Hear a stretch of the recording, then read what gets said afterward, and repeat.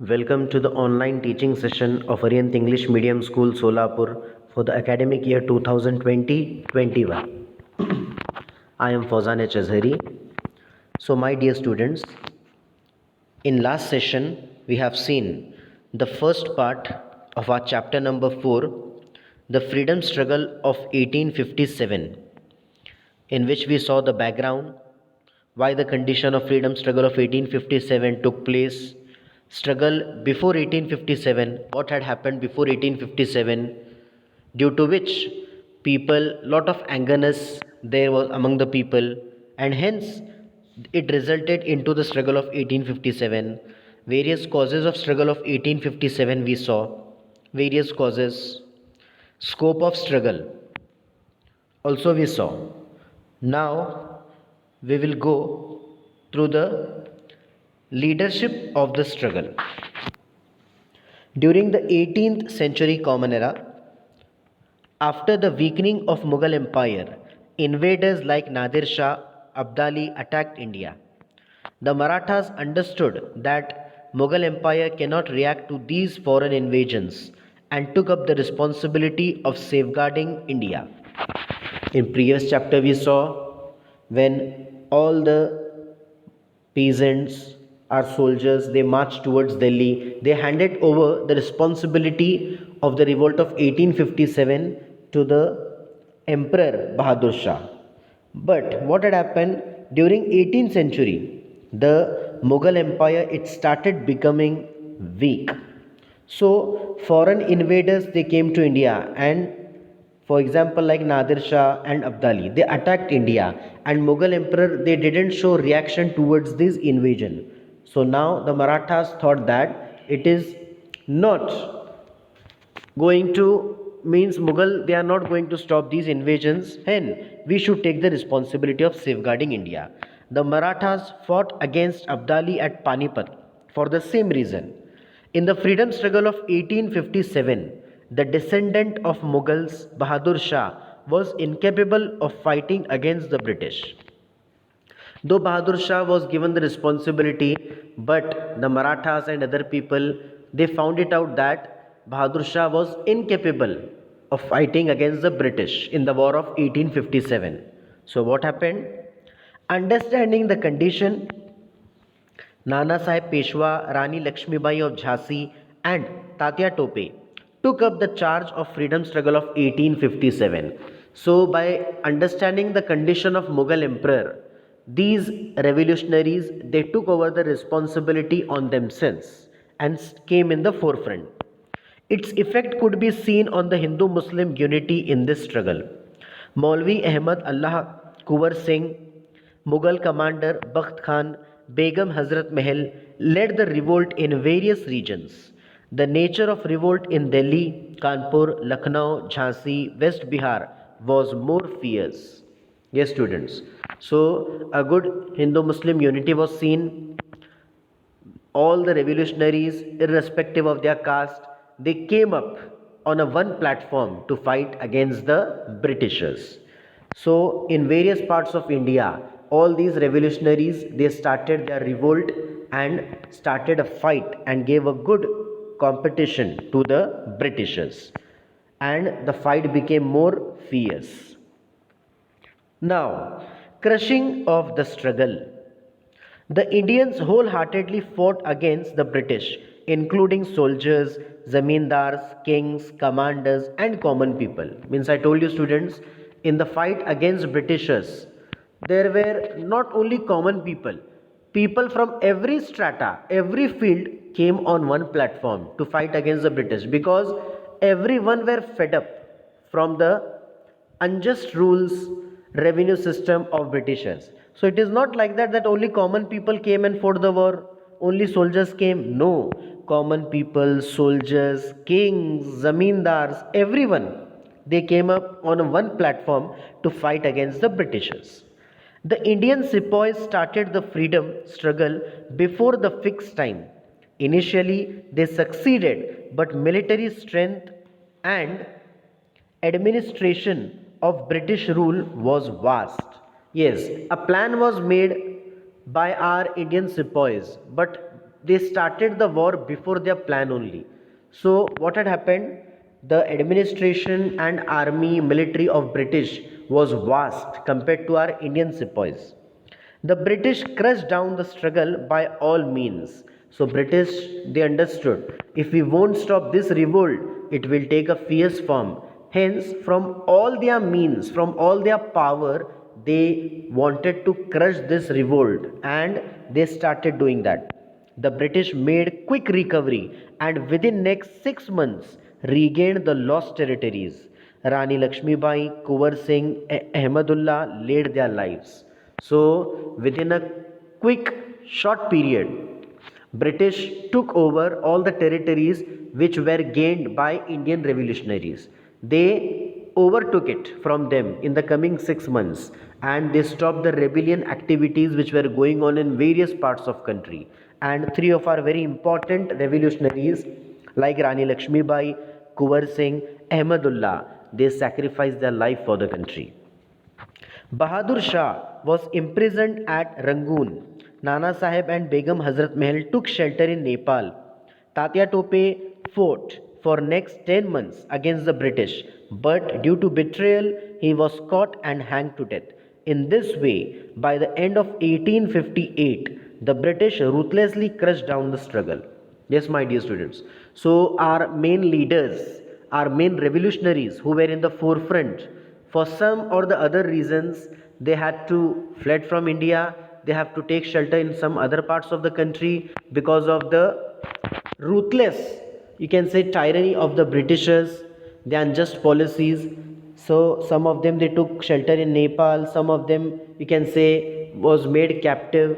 In this way, all our leaders, they were dispersed, and because of that, what had happened, Britishers took disadvantage of this situation, and one after another they imprisoned our leaders, they hanged them, and this was the condition during this period. Even though the struggle began with the discontent among Indian soldiers, but later the peasants, artisans, common people, tribes came together to fight against the Britishers. So, same thing I told you, students, though this revolt was started by our Indian soldiers, that is sepoys, but it was not like that. They got afterwards, they got full support of all the people from all the fields of our Indian society. Artisans came up in this war, farmers came, peasants came, even zamindars, royal people, everyone, they came and joined the war against the Britishers. So it was a very good unity seen among the Indians, that they came up on one platform to fight against the Britishers.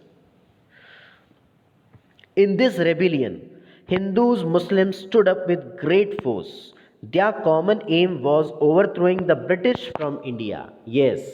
So, this was a very drastic and tragical situation. In this situation, Hindus and Muslims, they became one. They showed a very good sign of unity. They, you can say, forgot all their fights earlier, whatever, you can say, ups and downs were there with them, that forgot everything, because now their single aim, only one aim, was to overthrow the British power from India. Hence they became one and fight against Britishers.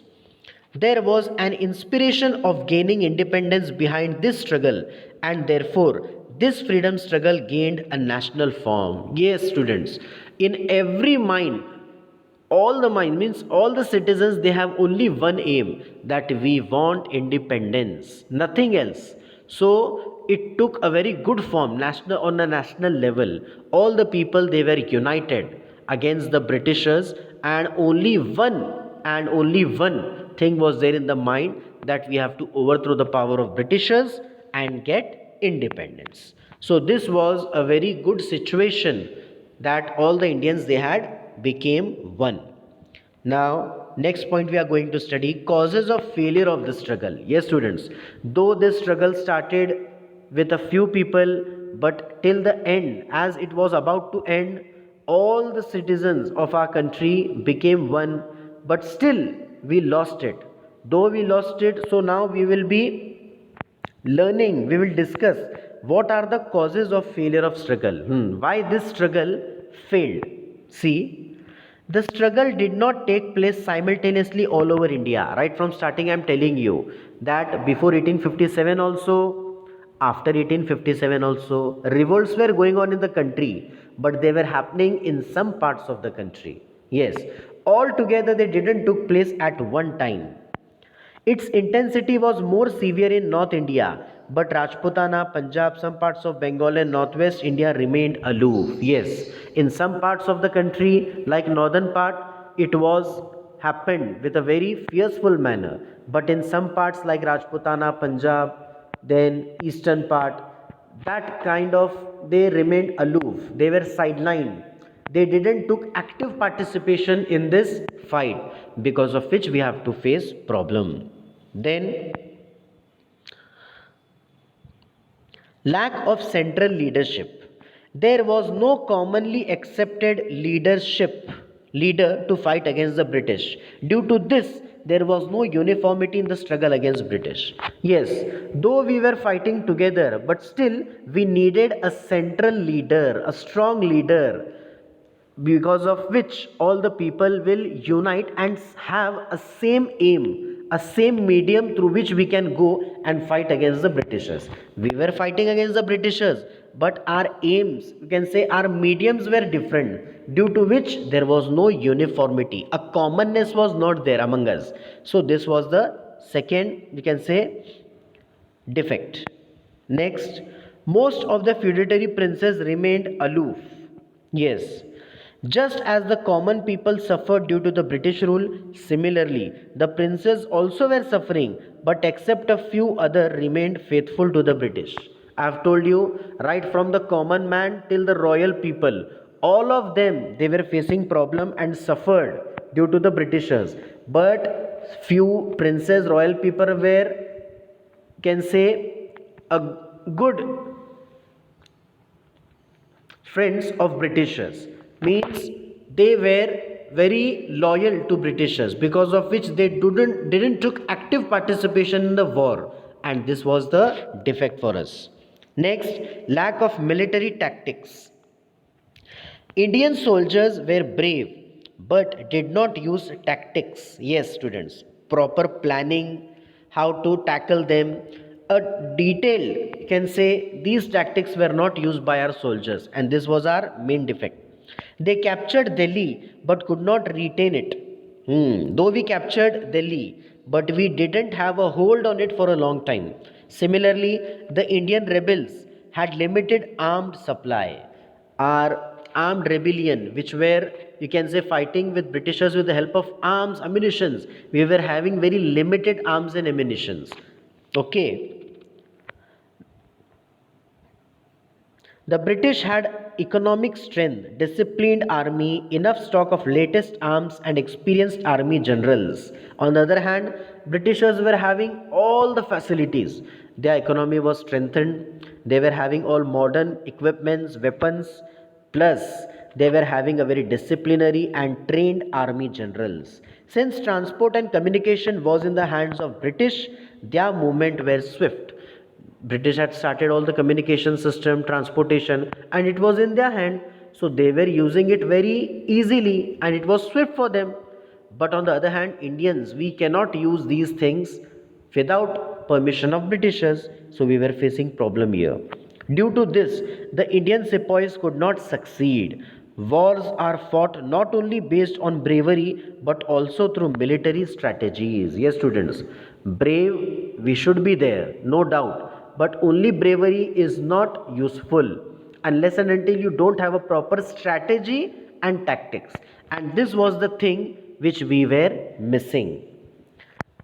Next, international situation favorable for the Britishers. Yes, means at those times, what were the international situation? So they were also with the side of Britishers, and it became favorable for them. The Crimean War with Russia was just over. The British won the war. They had trade relations with different countries in the world. The naval strength of British was vast, whereas the Indian rebels were isolated. Yes, just before 1857, England had competed their Crimean War with Russia and they had won that war. So now their intention was on the Asian countries.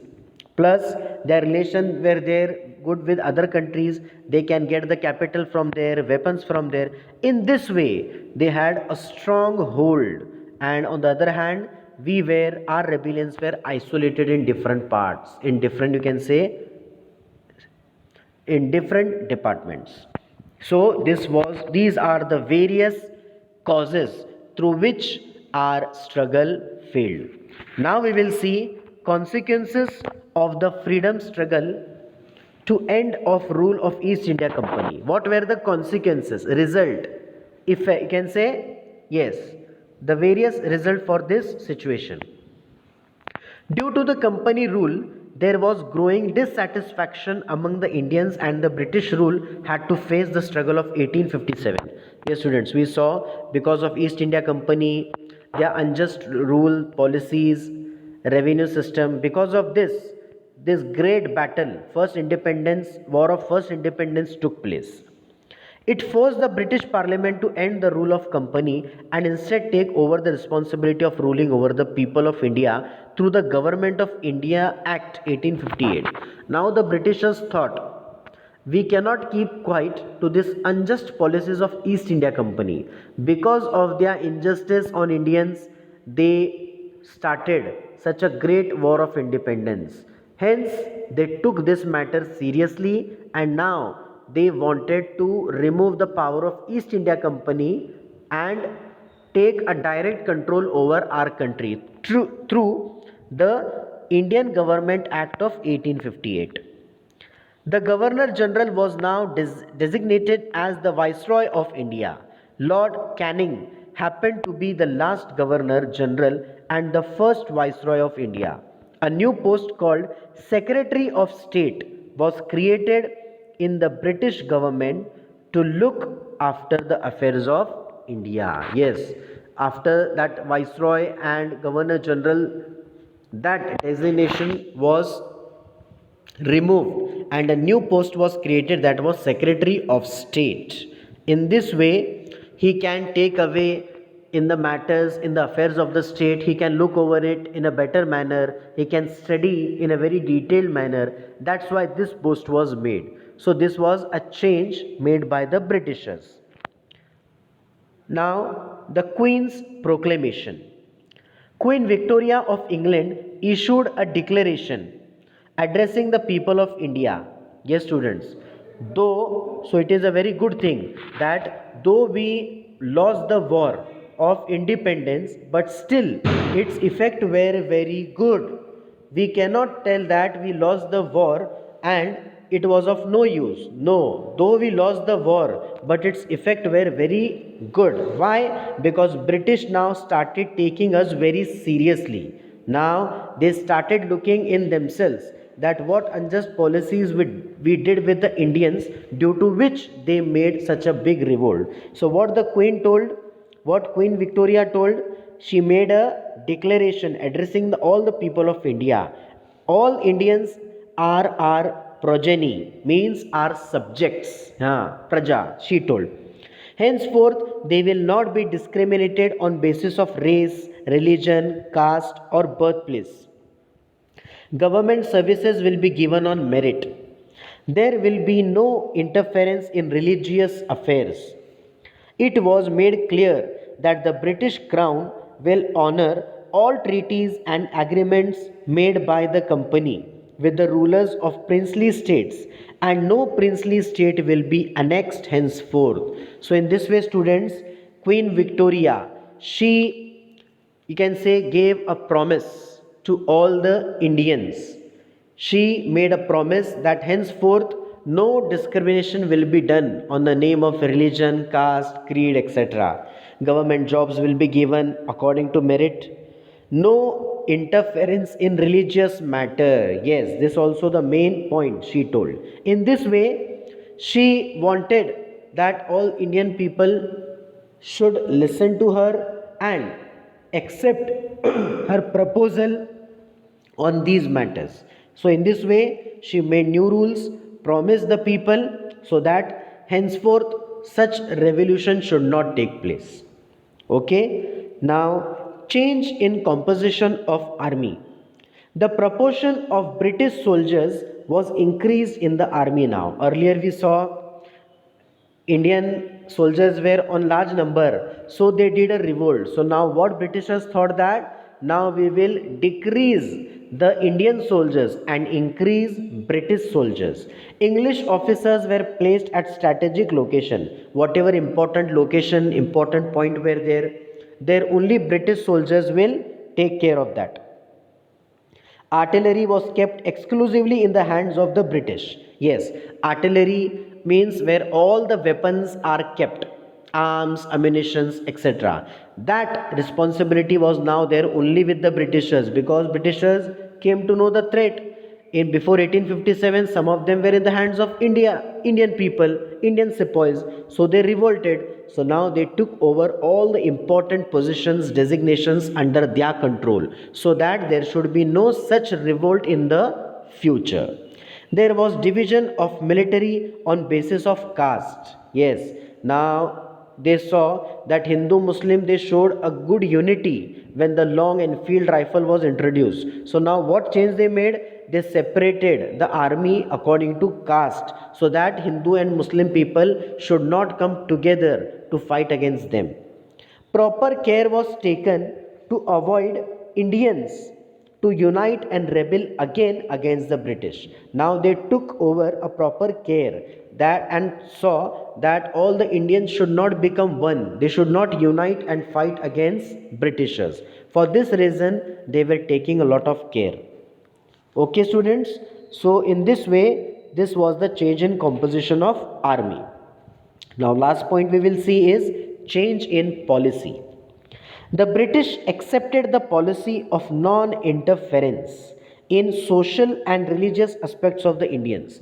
One of the big reason that Indian revolted, that is the revolt of 1857, was when they became insecure. Why Indian people became insecure? They thought that British people, they are interfering in our personal matters, in our religious matter, in our social matter, tradition, customs. So what Britishers made a change, that we will not interfere in the matter of Indian people. Yes, especially in their social and religious matter, we will not interfere.